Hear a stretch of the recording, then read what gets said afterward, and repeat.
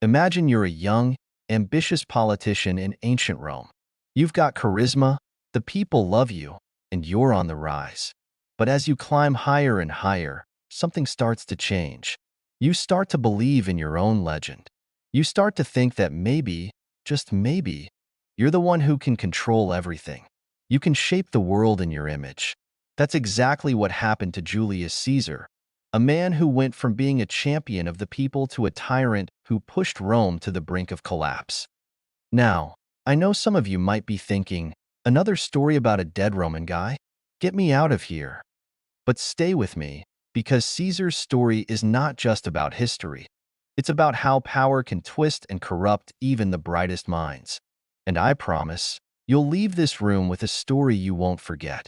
Let's start at the beginning. Young Julius Caesar wasn't born into the power we associate with his name. Sure, he had a patrician background, but his early career was all about the people.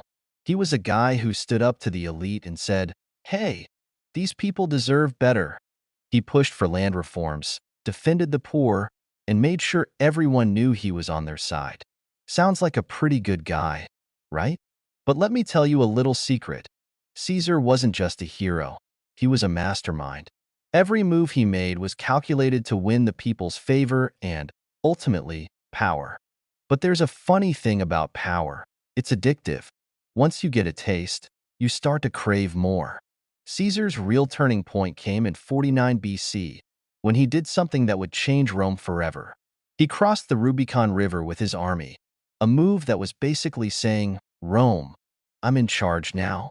And he knew exactly what he was doing. Crossing that river wasn't just a military decision. It was Caesar's way of saying the rules didn't apply to him anymore. Now, what many people don't know is that Caesar wrestled with this decision.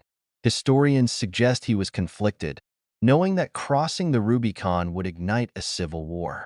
But in the end, the thirst for power drowned out any second thoughts. That single act set the stage for everything that followed: war, dictatorship, and ultimately, his downfall. So, Caesar marches into Rome and takes control. But not just as a general. He declares himself dictator for life. Imagine that. A republic that prided itself on shared power suddenly finds itself with a ruler who has no intention of sharing anything. And Caesar didn't just stop at political power. He wanted to control everything. He reformed the calendar, filling it with reminders of his greatness, and packed the Senate with his own supporters. It was no longer Rome's Senate, it was Caesar's Senate. But here's where the story takes a dark turn. Caesar's power made him untouchable, or so he thought. The very people who had once supported him, the senators he had raised up, began to fear that Rome's republic was being turned into a monarchy in all but name. And they weren't about to let that happen. On the Ides of March, 44 BC, Julius Caesar walked into the Senate, probably thinking it was just another day of being the most powerful man in the world. Instead, he was met by a group of senators, knives in hand. Some of these men were his friends, people he had trusted, as they stabbed him over 20 times. One of the last faces he saw was that of Brutus, a man he once considered like a son. And with that, the mightiest man in Rome fell, not just from a knife wound, but from the weight of his own ambition. So, what's the takeaway here? Julius Caesar's story isn't just about Rome. It's about the dangers of unchecked power. It's about how ambition can start with good intentions and end in betrayal and bloodshed. Caesar was brilliant, no doubt about that, but in the end, his own brilliance was his undoing.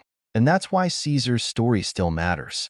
It's a timeless lesson that absolute power, in the hands of even the greatest leaders, is a recipe for disaster. So next time you hear about Julius Caesar, don't just think of him as some distant historical figure. Think of him as a reminder that the pursuit of power, unchecked, can destroy even the best of us. Thank you for sticking with me. Caesar might have been ambitious, but you guys made it through to the end without a single knife drawn. So, kudos to you.